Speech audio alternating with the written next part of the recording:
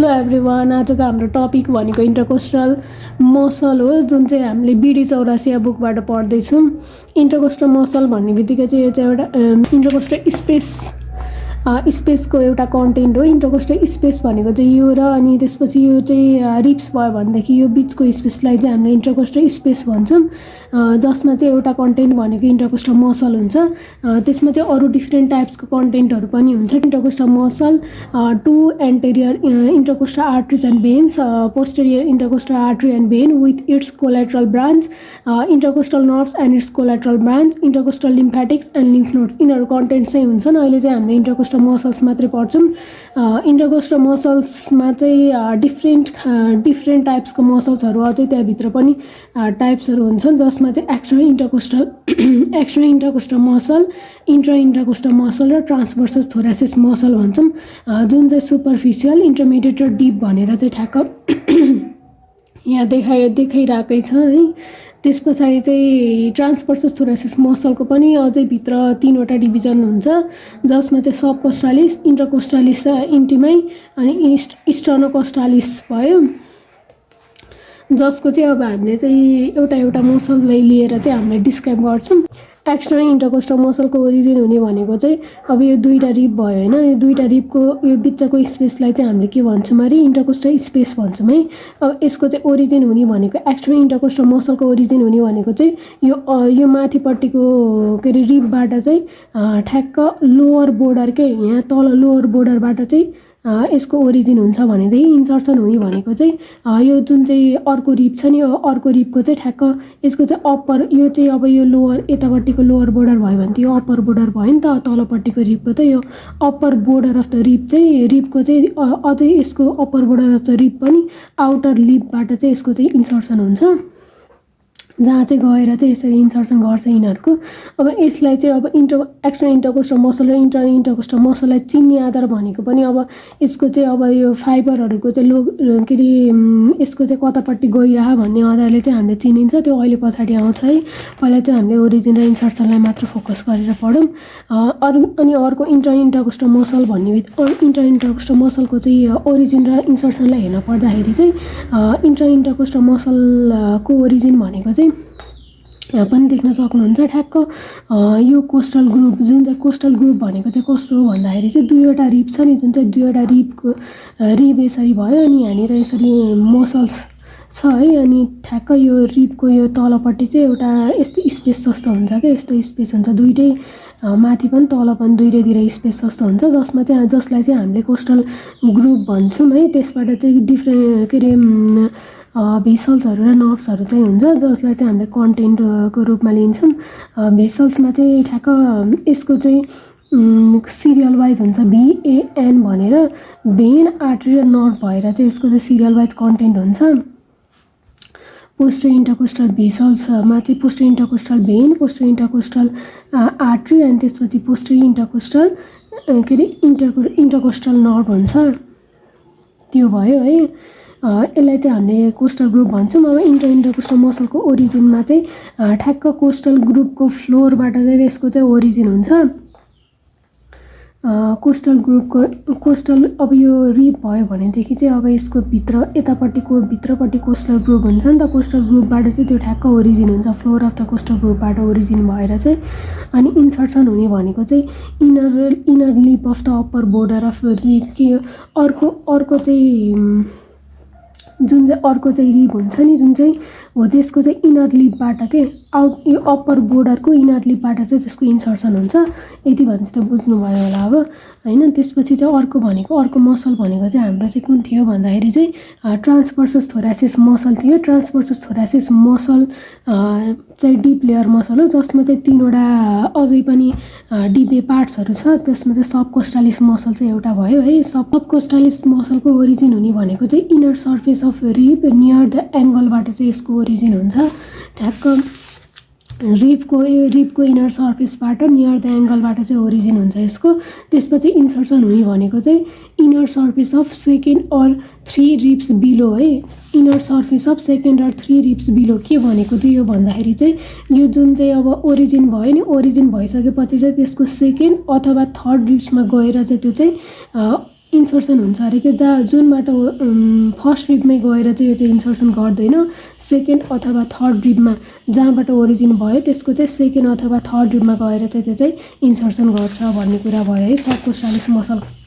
अर्को भनेको चाहिँ हाम्रो चाहिँ के छ त भन्दाखेरि चाहिँ स्टर्नोकोस्टालिस मसल पनि छ, त्यसमा चाहिँ ट्रान्सभर्सस थोरासिसमा स्टर्नोकोस्टालिस मसल छ जसको ओरिजिन हुने भनेको चाहिँ lower 1/3 of the body of the स्टर्नमबाट यही छ। त्यो चाहिँ स्टर्नोकोस्टालिस मसलको ओरिजिन हुने भनेको चाहिँ यो जुन चाहिँ हाम्रो यो स्टर्नम छ नि, स्टर्नमको बडीको चाहिँ लोवर 1/3बाट चाहिँ ओरिजिन हुन्छ। अनि अर्को भनेको चाहिँ यसको चाहिँ जिफोइड प्रोसेस भनेको चाहिँ यो तलको टुप्पोलाई चाहिँ जिफोइड प्रोसेस भन्छौँ हामीले, त्यो जिफोइड प्रोसेसबाट पनि यसको ओरिजिन हुन्छ। अनि अर्को भनेको costal cartilage of the 3 to 4 true ribs भनेको ठ्याक्कै स्टर्नममा के अरे स्टर्नमको चाहिँ उसबाटै आउने भनेको चाहिँ ट्रु रिप्स भयो होइन। त्यस पछाडि चाहिँ यसको चाहिँ 3 to 4 ट्रु रिप्स भनेपछि चाहिँ लोवर 3 to 4 भनेपछि ठ्याक्क तलबाट गर्ने के 3 देखि 4 लोवर ट्रु रिप्सहरू चाहिँ हरूको कोस्टल कार्टिलेजबाट पनि यसको ओरिजिन हुन्छ भनेर चाहिँ हामीले बुझ्नुपर्ने हुन्छ। त्यस पछाडि अर्को भनेको चाहिँ इन्सर्सन भयो। इन्सर्सनमा चाहिँ इन्सर्सन हुने भनेको चाहिँ यसको चाहिँ ठ्याक्क inner surface of 2nd to 6th costal cartilage, यो जुन चाहिँ कोस्टल कार्टिलेजहरू हुन्छ नि जसको चाहिँ 2nd to 6th कोस्टल कार्टिलेजमा चाहिँ यसको गएर इन्सर्सन हुन्छ। अब हामीले चाहिँ अर्को हेर्ने भनेको चाहिँ डिरेक्सन अफ फाइबर। अब जुन के अरे मसल्सहरू छ नि त्यसको चाहिँ फाइबर्सहरू चाहिँ कतातिर डिरेक्ट गरेको हुन्छ भन्ने कुरा चाहिँ हामीले हेर्नुपर्ने हुन्छ। डिरेक्सन अफ फाइबर भन्ने बित्तिकै चाहिँ अब एक्स्ट्रा इन्टरकोस्टल मसल छ, एक्स्ट्रा इन्टरकोस्टल मसलको चाहिँ फाइबरहरू चाहिँ डाउनवर्डतिर जान्छ, फरवर्ड अनि मिडियल्ली हुन्छ है, यहाँ हेर्न सकिन्छ।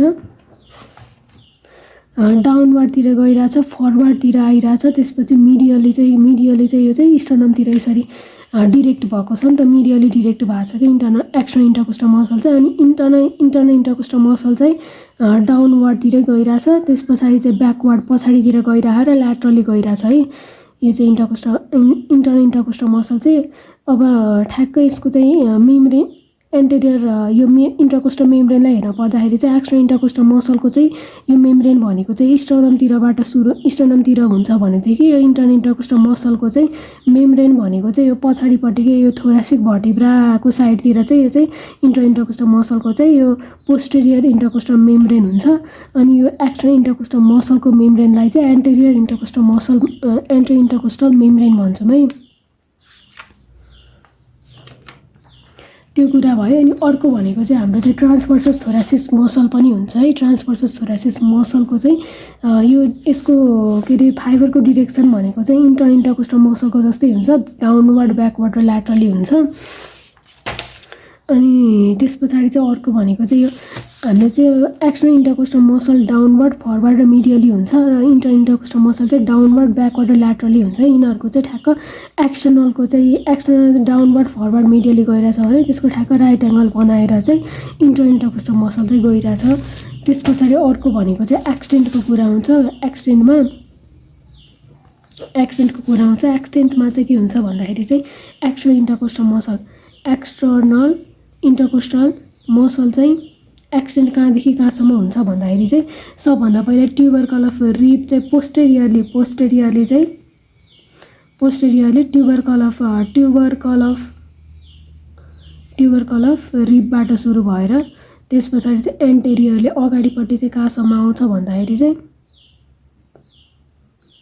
अगाडिपट्टि चाहिँ कोस्ट्रोकोन्ड्रल जङ्सन भनेको ठ्याक्क कार्टिलेज र अनि त्यसपछि रिब्सको त्यो बिचको जङ्सन थियो नि, हो त्यो चाहिँ कोस्ट्रोकोन्ड्रल जङ्सन हो। त्यो बिचमा आएर चाहिँ ठ्याक्क त्यहाँ आएर चाहिँ इन्ड हुन्छ।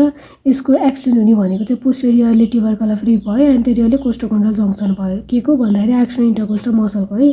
अनि अर्को भनेको इन्टरकोस्टल मसल हुन्छ। इन्टरकोस्टल मसलमा चाहिँ इन्टरकोस्टल मसल हुन्छ जसको चाहिँ जुन चाहिँ एक्सटेन्ड हुन्छ फ्रम ल्याटरल बोर्डर अफ स्टर्नमबाट चाहिँ यसको चाहिँ के हुन्छ भन्दाखेरि चाहिँ एक्सटेन्ड हुन्छ। अनि कहाँसम्म हुन्छ त भन्दाखेरि चाहिँ to the angle of Louis angle of रिबसम्म चाहिँ यसको चाहिँ के हुन्छ एक्सटेन्ड हुन्छ।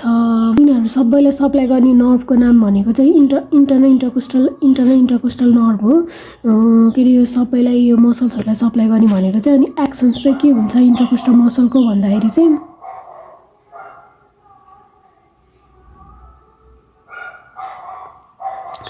एक्सन्स भनेको चाहिँ एउटा चाहिँ इन्सपिरेसन र एक्सपिरेसनमा हेल्प गर्छ। कसरी भन्दाखेरि चाहिँ यो इन्टरकोस्टल मसल्सहरूले चाहिँ इन्टरकोस्टल स्पेसलाई इन्सपिरेसनको बेलामा चाहिँ ड्राउन हुनबाट बचाउँछ र अनि अर्को भनेको एक्सपिरेसनको बेलामा चाहिँ बल्ज आउट हुनबाट चाहिँ यसले चाहिँ प्रिभेन्ट गरिदिन्छ। अनि अर्को भनेको चाहिँ के अरे एक्स्ट्रा इन्टरकोस्टल मसलहरू अनि त्यसपछि इन्टरकोन्ट्रल पोर्सन त्यो इन्टरकोस्टल मसलको चाहिँ इन्टरकोन्ट्रल पोर्सन थियो नि हो त्यो। अनि अर्को भनेको चाहिँ लेवेटर कोस्टाई भन्ने अर्को मसल हुन्छ जसले चाहिँ के अरे रिप्सलाई चाहिँ इन्सपिरेसनको बेलामा चाहिँ इलिभेट गरिदिन्छ। अनि इन्टरकोस्टल मसलले चाहिँ एक्सेप्ट इन्टरकोन्ट्रल पोर्सन्स र ट्रान्सभर्सस थोरासिस बाहेक अरू इन्टरकोस्टल मसल्सले चाहिँ के गर्छ भन्दाखेरि चाहिँ एक्सपिरेसनको बेलामा चाहिँ रिप्स र कार्टिलेजलाई चाहिँ डिप्रेस गरिदिन्छ। जसले गर्दाखेरि चाहिँ हामीलाई चाहिँ ओभरअल चाहिँ इन्सपिरेसन र एक्सपिरेसन गर्दाखेरि चाहिँ यो इन्टरकोस्टल मसलको चाहिँ एकदमै ठुलो रोल हुन्छ। यो इन्टरकोस्टल मसलले गर्दाखेरि नै एक्सपिरेसन र इन्सपिरेसनमा चाहिँ एकदम सजिलै तरिकाले चाहिँ हामीले गर्न सकिन्छ भन्ने कुराहरू चाहिँ यही हो। यति नै हो इन्टरकोस्टल मसलको चाहिँ। अब अर्को भागमा चाहिँ हाम्रो चाहिँ इन्टरकोस्टल नर्भ्सको बारेमा चाहिँ म भन्नेवाला छु। धेरै धेरै धन्यवाद यति बेलासम्म सुनेर बस्दिनु भएकोमा। Thank you.